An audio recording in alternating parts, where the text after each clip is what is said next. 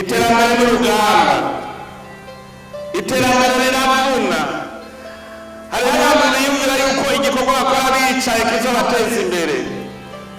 Uri umushoferi utaronse ivyo ufungura ntuteye imbere nawe ufise amahera.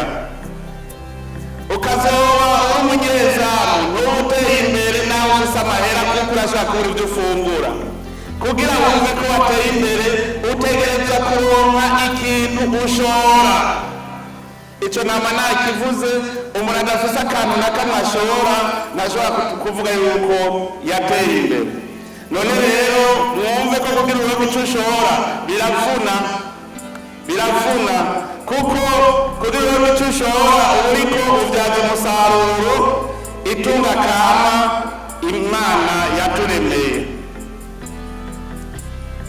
Abantu rero batera basubiza inyuma igihugu muri uwo mwidegemvyo mugatera k'igihugu, abantu bahungabanya umutekano.